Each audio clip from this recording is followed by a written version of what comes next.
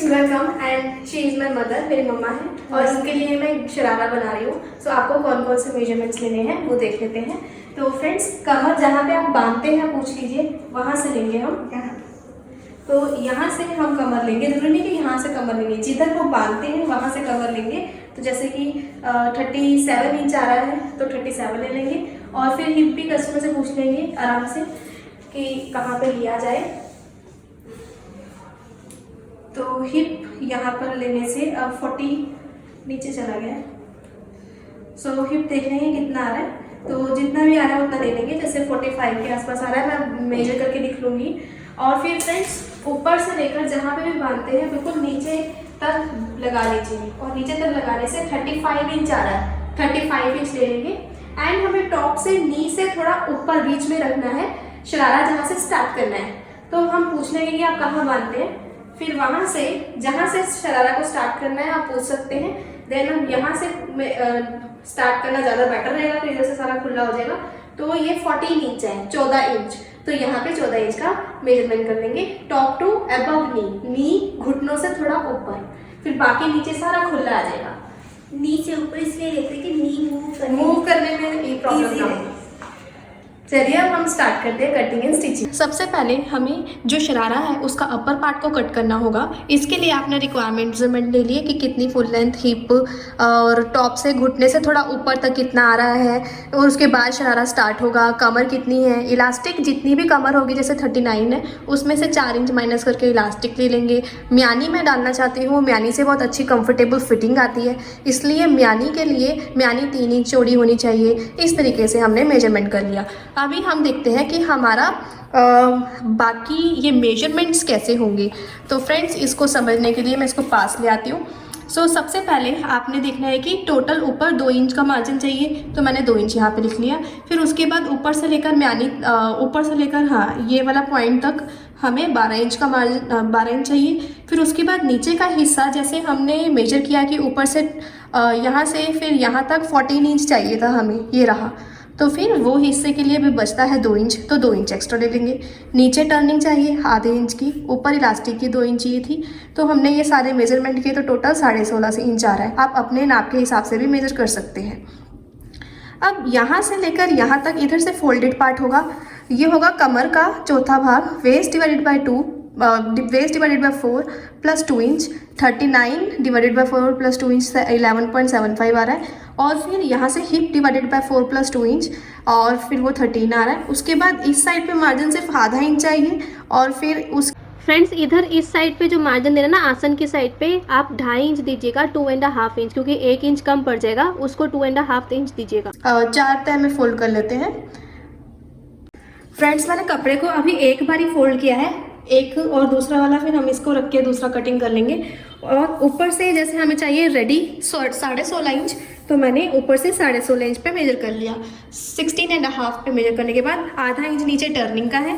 फिर ऊपर से 2 इंचेस हमारा इलास्टिक का है। 2 इंचेस के बाद ये वाला जो नीचे वाला पोर्शन है 12 इंच, ये हमारा मेन आसन का है। अब फ्रेंड्स, यहाँ से यहाँ तक हमें मेजर करना है कमर का चौथा भाग डिवाइडेड बाय 2, तो जो कि हमारा आ रहा है 11.75। तो 11.75 वहाँ से करेंगे और इधर से 13 आ रहा है, तो ये यहाँ से करेंगे। तो लेट अस सी, यहाँ से लेकर यहाँ तक ये वाला हिस्सा हमारा 13 इंच आ रहा है। और 13 इंच के बाद 13 इंच के बाद आप 2.5 इंच एक्स्ट्रा रखिएगा ताकि आसन बिल्कुल सही बने। 2.5 इंच 2.5 इंच एक्स्ट्रा रखिएगा। और ऊपर से यहाँ से मेजर करेंगे 11.75, इसका मतलब 12.25 इंच। तो 75 होता है 12 और इधर 12.25, तो यहाँ तक मैंने मेजर कर लिया। अभी इस पर्टिकुलर लाइन को 12.25 वाली इंच को ही यहाँ से यहाँ तक मैं निशान लगाती हूँ।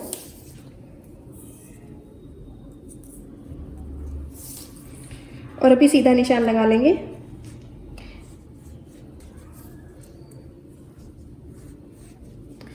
और फिर यहाँ नीचे से 1.5 इंच मेजर करेंगे और यहाँ से भी 1.5 इंच मेजर करेंगे। इसके बीच में एक सर्कल बना देंगे। तो ये सर्कल बना दिया। अब हम इस पूरे की कटिंग करेंगे। यहाँ से भी हल्का सा 1 इंच का मार्जिन लेकर अंदर को टर्न कर सकते हैं कि ये तो म्यानी है, फिर उसके बाद आगे कटिंग हो जाएगा। बट इधर आधा इंच का मार्जिन नहीं लिया, तो ये भी मैं ले लेती हूँ।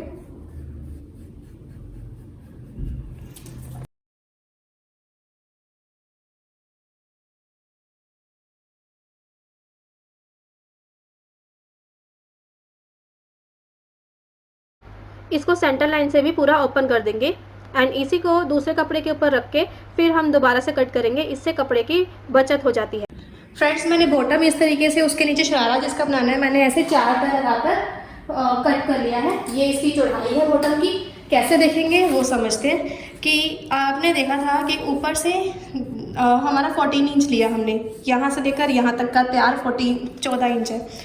अब उसके अंदर ऊपर का आधा इंच का मार्जिन चाहिए, नीचे 1 इंच फोल्ड करने के लिए मार्जिन चाहिए। तो अब हमने क्या किया, 35 इंच फुल लेंथ है, उसमें से 14 माइनस किया, 21 आया। ऊपर आधा इंच, नीचे 1 इंच, तो 21 प्लस 1.5 इंच का मार्जिन। तो ये कपड़ा मैंने 22.5 22.5 इंच काट लिया है लंबाई में। और चौड़ाई में जितना ज़्यादा हो उतना अच्छा है, क्योंकि उतनी ज़्यादा हम यहाँ से चुन्नट डाल पाएंगे। फ्रेंड्स, हमें म्यानी ही बनानी है, तो अब 2 म्यानी, एक आगे एक पीछे के लिए आप जो बचा हुआ कपड़ा है इसको ऐसे एक बार फोल्ड कर दिया मैंने और दूसरी बारी फोल्ड कर दिया। अब मेजर करने पे 3.5 इंच आ रहा है, तो म्यानी चौड़ी अच्छी रहती है। 3.5 सवा 3 इंच आ रहा है, बाकी तो सिलाई में चला जाएगा इस तरीके से। और आपने म्यानी की लंबाई कितनी रखनी है आप वो सोच सकते हैं कि 6 इंचज़ या फिर 7 इंचज़ अच्छी रहती है, तो हम उतनी ले लेंगे। इससे क्या होता है, उठने बैठने में बहुत ही आराम रहता है। फ्रेंड्स, 7 इंचज़ मैंने मार्क कर लिया, और जो हमारा फोल्ड हिस्सा है इसमें थोड़ा सा हल्का सा कर्व नीचे को दे देंगे। और फिर यहाँ से आप इस तरीके से म्यानी को ऊपर ले जाइए और इधर से आधा इंच का मार्जिन छोड़ते हुए यहाँ तक काट दीजिए, निशान लगा दीजिए, और फिर उसके बाद हम कटिंग कर देंगे। तो अब हम इसको कट कर देते हैं। इस म्यानी की गलत साइड और इसकी गलत साइड एक हमारी तरफ होनी चाहिए, सही साइड एक दूसरे की तरफ होनी चाहिए। और फिर ऐसे ही जाकर आधा इंच का मार्जिन छोड़ के यहाँ से स्टिच कर देंगे। सिमिलरली फिर नीचे वाली साइड से स्टार्ट होना, हमने यहाँ से इस तरीके से हाफ इंच का मार्जिन छोड़ के इसको स्टिच कर देंगे। और फिर जब हम स्टिच कर रहे होंगे तो ऊपर पहुँचेंगे, तो ऊपर पहुँचते पहुँचते फिर इसको भी यहाँ पे इसके साथ स्टिच कर देंगे। अभी फ्रेंड्स मैं स्टिच कर रही हूँ, ध्यान रहे ये वाली साइड में स्टिच करनी है आपने, ठीक है, क्योंकि ये तो बाद में सिलने के लिए है ना। तो अभी हम इसको स्टिच कर रहे हैं, जैसे जैसे घूमता है वैसे वैसे घुमाते चले जाएंगे।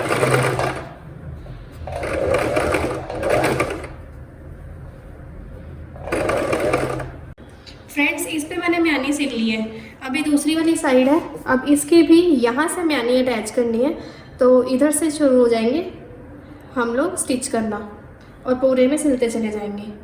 तो चलिए अभी स्टिच करके दिखाती हूँ मैं आपको। जैसे जैसे घूम रहा है उसको वैसे ही घुमाते रहेंगे।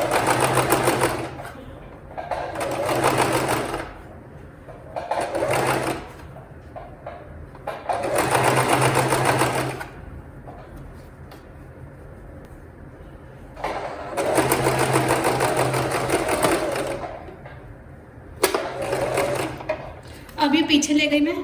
अब इस वाले कपड़े को इसके साथ पूरे बंद कर देंगे, पूरे को।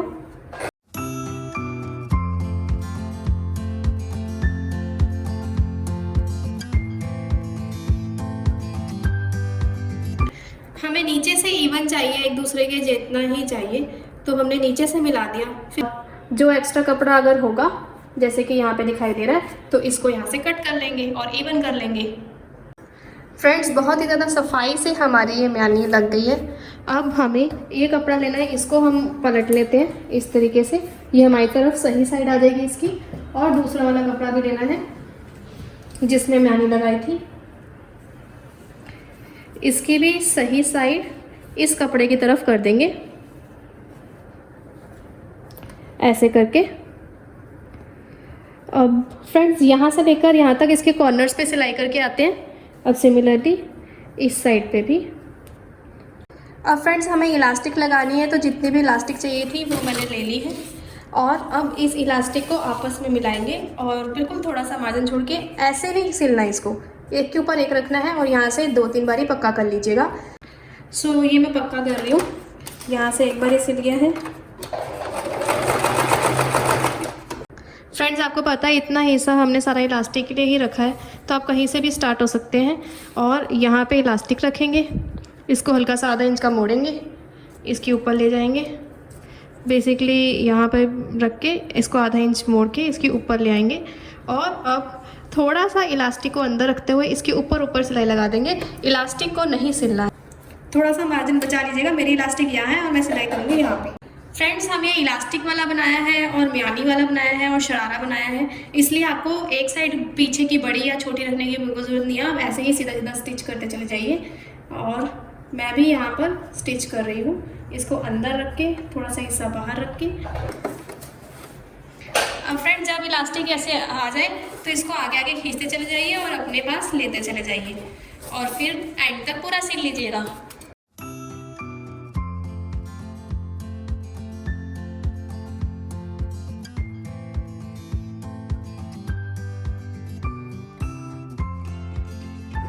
हमारा फ्रेंड्स लास्ट पोर्शन आ गया है, जिसमें हम इस तरीके से इसको कर लेंगे अंदर की तरफ ही और स्टिच करते चले जाएंगे।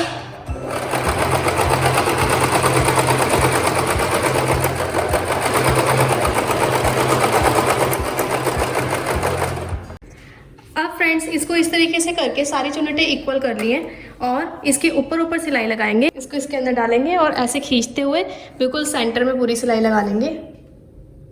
फ्रेंड्स, कभी भी पजामे में हम ये वाली जब सिलाई दे देते हैं सेंटर वाली, इससे हमारी इलास्टिक गोल गोल नहीं घूमती। नहीं तो हमने देखा होगा कि इलास्टिक अंदर अंदर मुड़ती रहती है, वो बिल्कुल अच्छी नहीं लगती, आगे जाके उसकी लाइफ ख़राब हो जाती है। इसलिए ये चीज़ बहुत ज़रूरी है आपकी, ऐसे खींच के और सिलाई लगाते चले जाइए, आराम से लग जाती है। फ्रेंड्स, अब हमें नीचे के जो शरारा है उसका हिस्से को अपने प्लाजो के हिस्से के साथ स्टिच करना है। तो इसका जो मशीन का बखिया है, किसी भी मशीन का बखिया, वो ज़्यादा कर लीजिए। और अगर आप हाथ से करना चाहते हैं तो हाथ से भी कर सकते हैं, कच्चा सुई धागे से कर लीजिए, ठीक है। और फिर हम उसको खींच देंगे।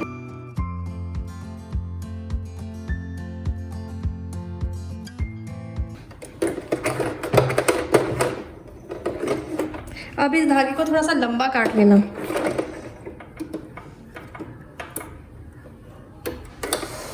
और अब हम कोई एक धागे को पकड़ के खींचेंगे और अपने जो प्लाजो है उसके जितना बनाने की कोशिश करेंगे।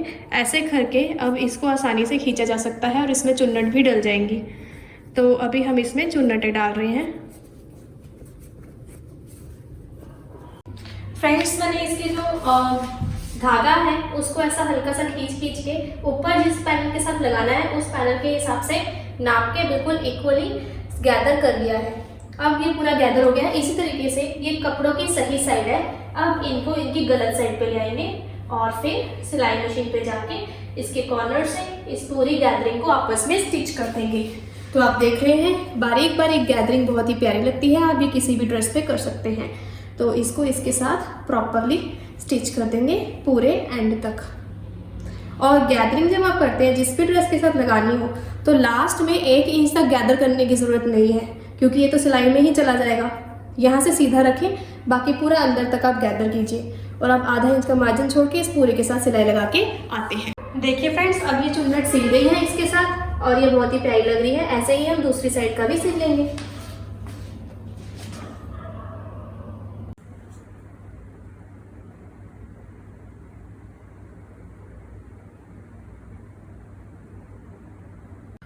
फ्रेंड्स, अब मैं प्लाजो का जो बॉटम है ना उसको स्टिच कर रही हूँ। तो ऐसा हल्का सा पहले अंदर को टर्न किया है मैंने और फिर इस तरीके से 1.25 इंच का टर्न कर लिया।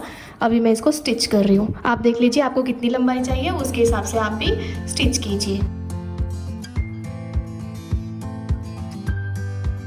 फ्रेंड्स, अब मैं इसकी डिज़ाइनिंग कर रही हूँ प्लाजो की। ये वाली वीडियो को अगर आपने बहुत ही ज़्यादा डिटेल में देखना है तो मैं लिंक दे दूँगी, मैं ऑलरेडी अपलोड कर चुकी हूँ। नीचे वाले हिस्से में मैंने एक साइड पे सिलाई लगाई है, ऊपर वाले साइड पे नहीं लगाई। अब यहाँ से मैं 3.25 इंच मेजर करूँगी और ऊपर एक निशान लगा लूँगी पूरे में निशान लगाने के बाद ऊपर के लिए भी हमें एक पट्टी चाहिए। ये पट्टी मैंने सीधी सीधी ली है, कोई तिरछी लेने की ज़रूरत नहीं है और उसको बहुत ही लंबा कर दिया है और प्रेस कर लिया। प्रेस करने से आपकी फिनिशिंग बहुत ज़्यादा अच्छी आती है। अब इसको पट्टी के साथ लगाते हुए कॉर्नर वाली एंड को जोड़ना है, क्योंकि हमें ये वाली पट्टियाँ से बीच में नीचे डिज़ाइनिंग देनी है। इस वजह से पतली वाली पट्टी मैंने इसी पतली को एक बारी और फोल्ड करके एक सिलाई लगाकर बनाई है। अब चलिए फ्रेंड्स, यहाँ पे इस तरीके से एक साइड से ही सिलाई कर रही हूँ। इस तरीके से सिलाई करते करते पूरे एंड तक जोड़ लेंगे। इस तरीके से दोनों साइड से हमने 1 साइड ही स्टिच की है। अब मैंने ये जो छोटी वाली पट्टियाँ हैं इनको मेजर कर लिया है 4 इंच। 4-4 इंच की बहुत सारी पट्टियाँ कट कर ली हैं। जहाँ जहाँ से कपड़ा बचता है वहाँ से हमने वो बना ली है। और अब मैं हर एक जगह से इक्वल डिस्टेंस लेकर, जैसे कि 2-2 इंच या 2.5-2.5 इंच का मार्किंग करके उसके ऊपर ये क्रॉस लगाती चली जा रही हूँ। एक ही बारी में सिलने की ज़रूरत नहीं है, पहले सारे क्रॉस बना दीजिए और फिर एक बारी सुई धागे से हाथ से कच्चा कीजिए, उसके बाद ही सिलाई मशीन पे स्टिच कीजिएगा। कच्चा करने से बेनिफिट ये होता है कि आपकी ये जो सिलाइयाँ हैं बिल्कुल परफेक्ट आती हैं और सुंदरता आती है, एक्यूरेसी आती है, बहुत ही सुंदर लगता है हमारा बॉर्डर। इस तरीके से आप इसमें बॉर्डर डिज़ाइन लगा सकते हैं। बॉर्डर डिज़ाइन लगाना ऑप्शनल है, आपकी अपनी इच्छा है, आप लगाना चाहते तो लगाएं, नहीं तो नहीं। अब ये कच्चा हाथ मैंने कर दिया है, इसके ऊपर कॉर्नर कॉर्नर पे सिलाई लगा दी। फ्रेंड्स, अब ये जो प्लाज़ो का बॉटम पार्ट है ये हमारा बिल्कुल रेडी हो गया है। वो गरारे का, शरारा भी बोल सकते हो उसको। खैर, तो अब हम इसको साइड से पूरा स्टिच कर देंगे, अंदर ऐसा फोल्ड करके पूरा स्टिच कर देंगे। अभी ये म्यानी वाला पोर्शन आ गया है, इसको भी 1/2 इंच का मार्जिन छोड़ते हुए पूरा स्टिच करके चले जाएंगे। Thank you so much. इस चैनल को सब्सक्राइब, लाइक ज़रूर कीजिएगा और अपने सभी फ्रेंड्स के साथ शेयर कीजिएगा। अब इधर से पूरा एंड तक स्टिच कर लेंगे इसको। फ्रेंड्स, आप भी म्यानी और चुन्नट वाला प्लाजो बनाइए ज़रूर से। थैंक